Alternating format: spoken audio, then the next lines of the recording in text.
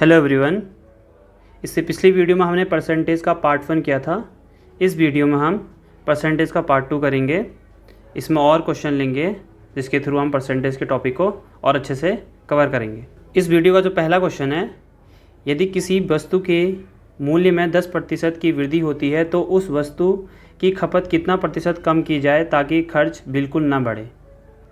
तो हम मान लेते हैं कोई वस्तु है 100, ठीक है, 100 यूनिट की कोई वस्तु मान लेते हैं और उसका मूल्य है 100 रुपया, ठीक। तो टोटल खर्च क्या हो जाएगा, अगर 100 से 100 को गुणा करेंगे तो 10,000 आ जाएगा, ठीक है। हम 100 ले रहे हैं इसमें क्योंकि 100 एक्स लेंगे तो ये थोड़ा डिफ़िकल्ट हो जाएगा। तो हम क्या करेंगे, 100 मान के कोई 100 यूनिट की कोई वस्तु ले लेते हैं और उसका जो प्राइस है वो भी 100 रुपये है, ठीक। अब क्वेश्चन के अकॉर्डिंग यहाँ पे क्या बोल रहा है, वस्तु के मूल्य में 10% की वृद्धि होती है। मतलब ये अगर ये मूल्य है और ये वस्तु है तो इसके मूल्य में कितने की वृद्धि हो रही है, 20% की। तो 100 का अगर 20% निकालते हैं वो कितना आएगा, वो आ जाएगा 20 ज़्यादा। तो हम 100 + 20 करेंगे तो ये कितना आ जाएगा, 120। तो मूल्य में कितनी वृद्धि हो रही है, 20% की वृद्धि हो रही है। तो वो कह रहा है कि खपत कितना प्रतिशत कम करना पड़ेगा। खपत ये है 100 वस्तु है, अगर मान लेते कोई वस्तु है 100, यही खपत है। तो इसको हम कितना कम करें कि जो खर्च है वो बिल्कुल भी उसमें कोई अंतर ना आए। तो कितना कम करें उसको हम x अज्यूम कर लेते हैं, ठीक। देखो इस वाले केस में इसका खर्च क्या होगा, इन दोनों गुणा करके टोटल जो आएगा, ठीक। और इसको मल्टीप्लाई करके कितना आना चाहिए, सेम इतना ही आना चाहिए। इसका मतलब हम इन दोनों को इक्वल रख सकते हैं। कैसे, इसको लिख सकते हैं 100 × 100 = 120 100 - x। अब इसको इंटू करेंगे, ये आ जाएगा 10,000 बराबर, इसको अंदर मल्टीप्लाई करेंगे 12,000 माइनस इसका इधर करेंगे तो मल्टीप्लाई ये आ जाएगा, ओके।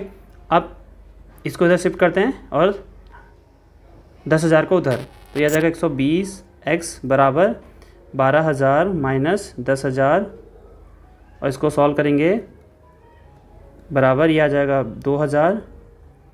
x बराबर बट्टे ये आ जाएगा, इससे कैंसिल आउट करेंगे 200/12, इसको कट करेंगे तो ये 6 आएगा 10, इसको फिर करेंगे 3, ये आएगा 5 और 0 और डिवाइड कर देंगे तो आएगा ये 1 और यहाँ से आएगा 6, 2/3%, ये हमारा आंसर हो जाएगा, ठीक। तो जब भी हम वस्तु की बात करें या खपत की बात करें, मूल्य की बात करें, तो उसको 100 अज्यूम करके सॉल्व करेंगे, ठीक है।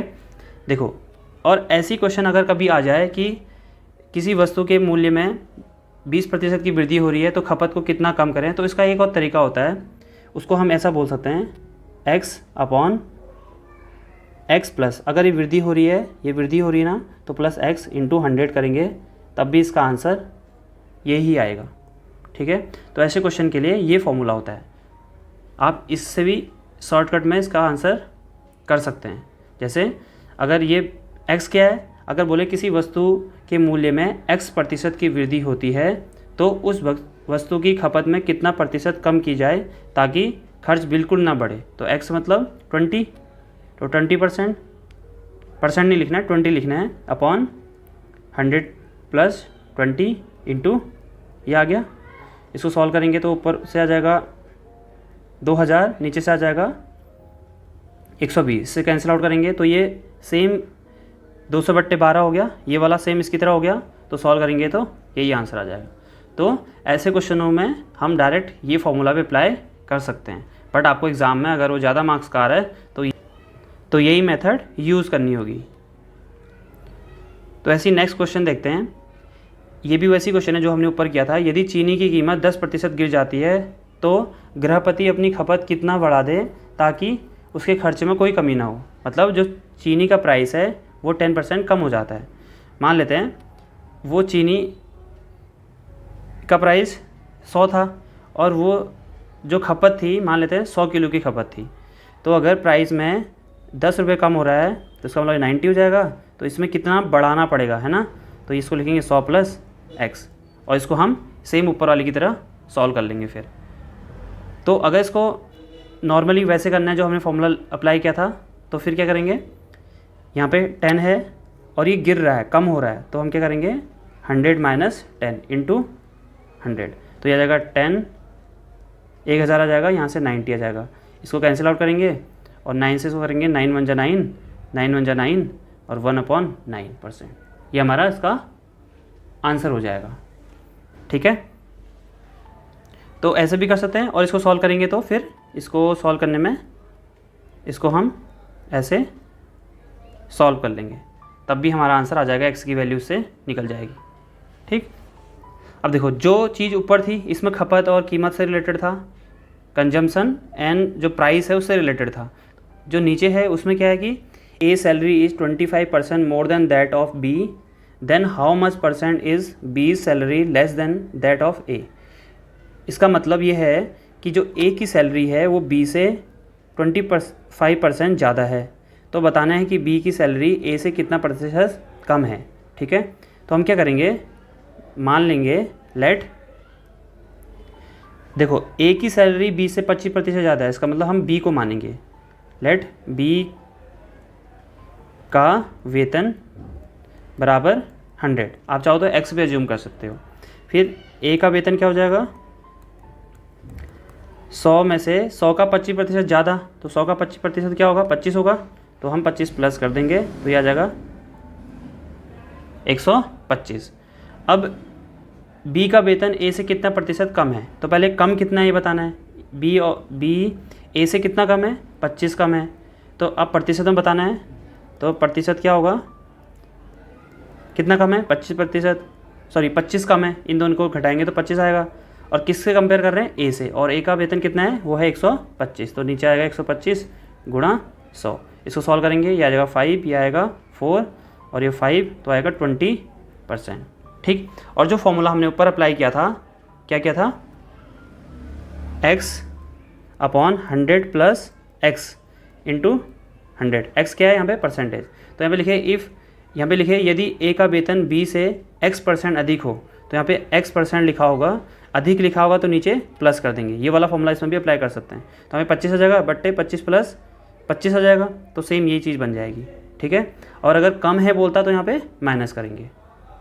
ठीक, अब देखो सेम जो ऊपर था, यहाँ पे लिखा है ए का वेतन बी से 30% कम है, तो बी का वेतन ए से कितना अधिक है, कम है, तो x/100 माइनस एक्स इंटू 100, और आप चाहो तो ऐसे भी कर सकते हो। ठीक, तो इस पर हम 30 लिख सकते हैं, अपॉन 100 माइनस 30 इंटू 100, तो यह आ जाएगा 30/70 गुणा 100। इसको अगर सॉल्व करेंगे तो इसको कैंसिल आउट करेंगे, ये 300/7 आ जाएगा, 7 को 28, यहाँ से 2 बचेगा, 7 दूना 14, 6 बचेगा, 6/7%, तो ये हमारा इसका आंसर हो जाएगा। तो नेक्स्ट क्वेश्चन क्या है, express 250 as a percentage of 50, मतलब 50 से कंपेयर करके 250 को परसेंटेज में चेंज करना है। तो 250 को 50 के प्रतिशत के रूप में व्यक्त करो, तो 250 को 50 के प्रतिशत के रूप में व्यक्त करना है, तो ऐसे करेंगे, 50 दूना ये हो गया, और ये आ जाएगा 25 दूना 50, तो 500%, इसका आंसर हो जाएगा। नेक्स्ट क्वेश्चन क्या है, किसी श्रमिक के वेतन में आरंभ में 30% की वृद्धि होती है और फिर 10% की कमी आ जाती है, तो वेतन में कुल मिलाकर कितना फ़र्क आया। ठीक, तो जो वर्कर है उसकी सैलरी में पहले 10% इंक्रीज होता है, फिर 10% रिड्यूस होती है। इसका मतलब लेट, या लिख दो, हिंदी में लिख देता हूँ, माना श्रमिक की या का वेतन बराबर 100। ठीक, इसमें 10% की वृद्धि होती है, तो वृद्धि होने के बाद कितना हो जाएगा, ये 100 प्लस 100 का 10%, ये कैंसिल आउट हो जाएगा, तो यह आ जाएगा 110। उसके बाद इसमें फिर इस वाले में 110 में 10% की कमी होती है, तो फिर कमी हो रही है कितनी परसेंट की, 10% की, तो हम क्या करेंगे, इसको लिखेंगे प्लस, इसी का हम 10% निकाल लेंगे, तो ये कैंसिल आउट हो जाएगा, 11 बच जाएगा।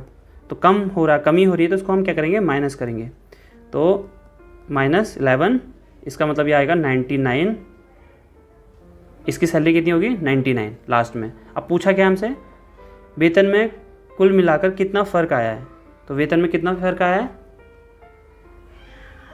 ये 99 हो गया और पहले शुरू में क्या था 100, तो एक कम आया है, 100 से कंपेयर कर रहे हैं, इसका मतलब 100% माइनस 99%, तो कितना परसेंट की कमी आई हुई है, 1% की। तो फ़र्क क्या आया है, जो उसकी सैलरी है वो 1% कम हो गई है।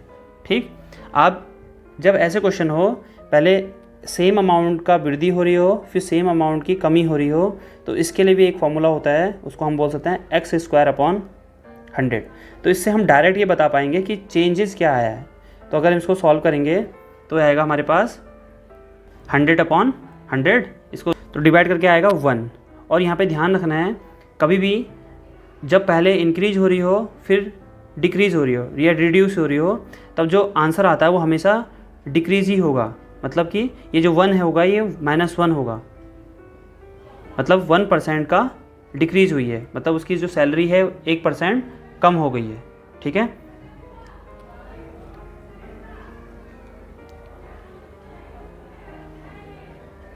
तो सेम क्वेश्चन ये है, उसमें सैलरी थी, इसमें क्या है population.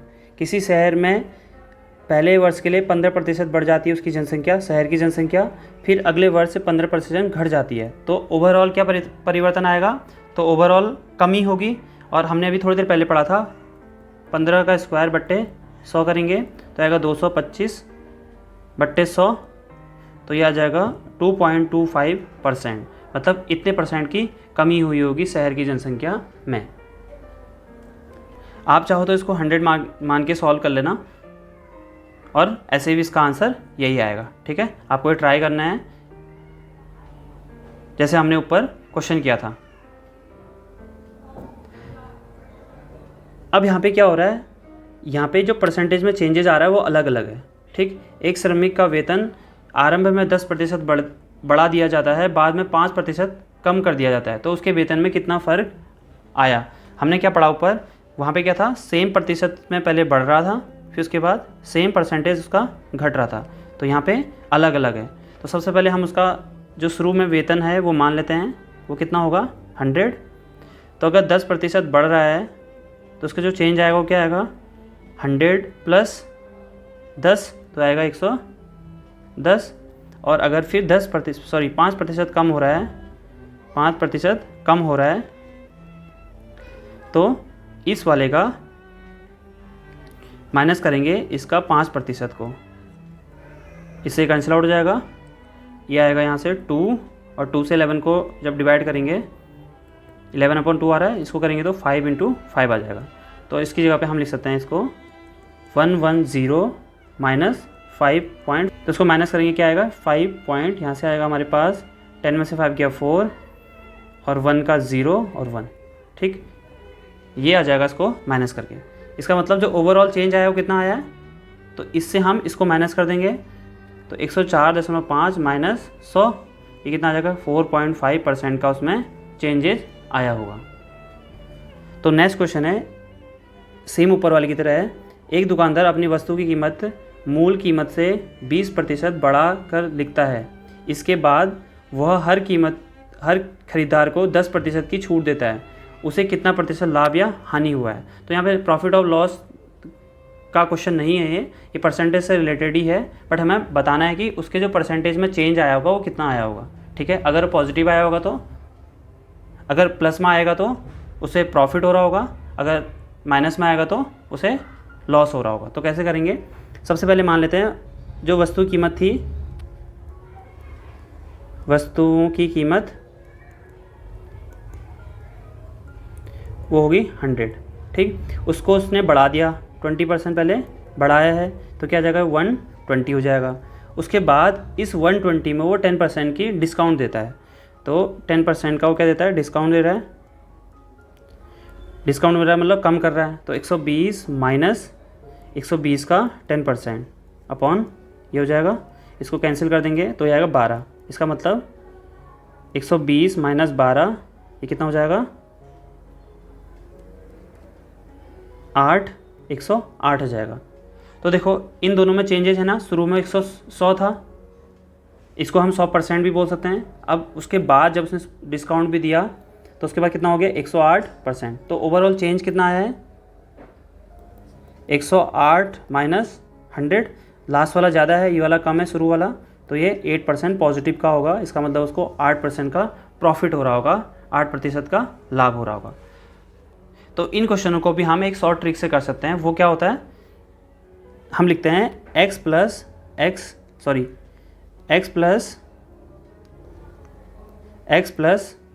y plus XY upon 100, ठीक है।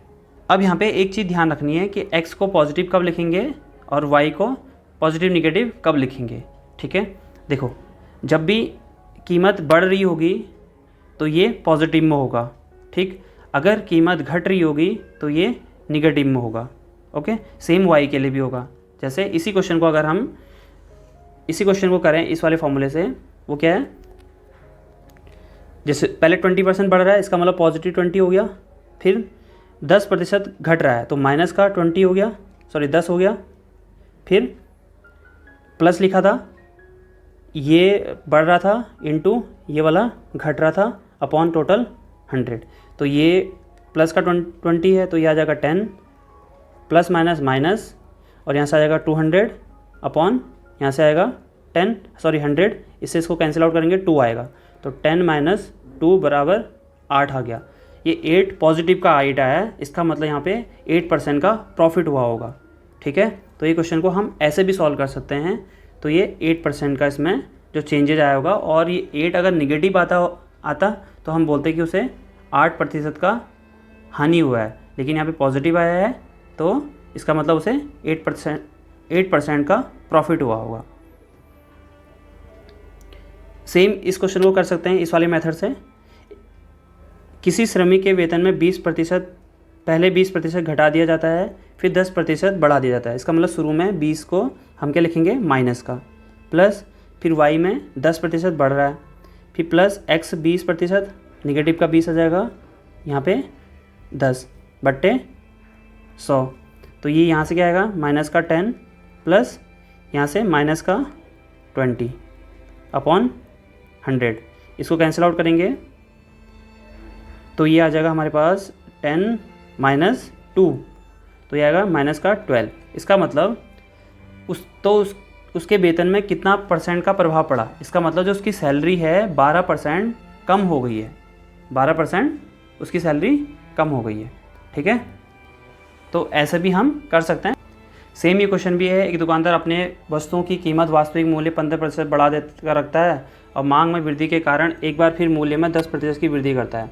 पहले भी 15% बढ़ा रहा है, फिर 10% बढ़ा रहा है, तो कितना प्रतिशत का मुनाफा होगा, या आप सेम ऊपर वाली क्वेश्चन की तरह कर सकते हैं, आप इसको खुद करना। अब नेक्स्ट क्वेश्चन है, किसी विद्यार्थी को सफल होने के लिए 40% अंक चाहिए, यदि उसे 40 अंक प्राप्त होते हैं तो वह 40 अंकों से असफल हो जाता है, तो पूर्णांक क्या होगा, ठीक है। मतलब कि एक एग्ज़ाम में किसी स्टूडेंट को पास होने के लिए 40% मार्क्स चाहिए, और एक स्टूडेंट है जो 40 अंक लाया हुआ है और वो 40 अंक से फेल भी हो गया, मतलब पास होने के लिए उसको जितने मार्क्स चाहिए थे उसका वो आधा ही लेके आया है, ठीक। तो हम क्या करेंगे, इस क्वेश्चन को करने के लिए हमें निकालना है कि टोटल मार्क्स जो एग्ज़ाम था वो कितने मार्क्स का था। तो हम लिखते हैं, मान लेते हैं वो टोटल x मार्क्स का एग्ज़ाम था, ठीक। तो जो x का 40% होगा, पास होने के लिए कितने मार्क्स चाहिए थे, 40 वो लाया और 40 से फेल हो गया, तो इसका मतलब 80 मार्क्स चाहिए थे पास होने के लिए। तो इसको हम सॉल्व करेंगे, तो x का 40% मतलब इसको इंटू कर देंगे, तो अपॉन 100 बराबर 80, इसको इधर क्रॉस मल्टीप्लाई करेंगे तो x इक्वल टू आएगा 80 इंटू 100 अपॉन 40, इससे इसको कैंसिल आउट करेंगे 2 आ जाएगा, तो x बराबर आएगा 200, ठीक है। इसका मतलब जो एग्ज़ाम था वो टोटल 200 मार्क्स का था, ठीक। तो लास्ट क्वेश्चन है, एक परीक्षार्थी परीक्षा में 25% अंक प्राप्त करता है और 30 अंकों से असफल हो जाता है, मतलब अगर वो 30 अंक और लेके आता तो पास हो जाता। और दूसरा क्या है, 50% अंक प्राप्त करता है जो पासिंग मार्क्स से 20 अंक ज़्यादा है। तो इसको ऐसे क्वेश्चन को कैसे सॉल्व करते हैं, हमें बताना है maximum marks for the examination, मतलब जो टोटल जितने अंक का एग्ज़ाम हुआ होगा उसे बताना है। तो सबसे पहले हम मान लेंगे, माना पूर्णांक मतलब टोटल मार्क्स कितना था x, ठीक। अगर वो x का 25% लेके आता है और कितने अंक से फेल हुआ है 30 से, तो अगर हम 30 जोड़ते तो वो पास हो जाता, ठीक। ऐसी इस वाले को देखते हैं, दूसरे वाले को, x का 50% माइनस 20 अंक कम भी लाता तब भी वो पास हो जाता, ठीक है। ध्यान रखना है जितने से वो असफल हो रहा है उसको हम पहले उसी वाले के लिए साथ जोड़ देंगे और जो ज़्यादा अंक ला रहा है उसको हम माइनस कर देंगे और दोनों को बराबर इक्वल रखेंगे। क्यों? क्योंकि ये जो मार्क्स आएंगे यही उसके पासिंग मार्क्स है और जो ये मार्क्स आएंगे वही दूसरे वाले के लिए पासिंग मार्क्स है, तो मतलब दोनों का पासिंग मार्क्स तो सेम होगा, तो ऐसे हम निकाल लेंगे। तो इसको सॉल्व करेंगे तो x into 25/100 plus 30 equal to x into 50/100 minus 20, ये कैंसिल हो जाएगा, 1/2 आ जाएगा, ये हो जाएगा 1/4 आ जाएगा। तो इसको हम लिख सकते हैं x/4, ये 1 और 4 आ रहा है, प्लस यहाँ से आएगा 30 इक्वल टू x/2, यहाँ से आएगा 20, इसको उधर शिफ्ट कर देंगे तो आएगा x + 4 minus x/2 equal to -20 minus 30। तो उसको एलसीएम होगा 4x minus 2x equal to यहाँ से आएगा -50 और ये माइनस का x आ जाएगा /4 equal to -50, minus minus cancel out, 4 से इधर मल्टीप्लाई करेंगे तो आएगा 50 × 4, तो x बराबर आ गया ये भी 200 मार्क्स, ठीक है। तो टोटल मार्क्स कितने हैं 200। तो जब भी ऐसे क्वेश्चन सॉल्व करेंगे तो हम पहले उनके पासिंग मार्क्स को दोनों के लिए इक्वल रख लेंगे और उसके बाद उसको सॉल्व करेंगे तो हमारा आंसर आ जाएगा, ठीक है। तो इस वीडियो में इतना ही है।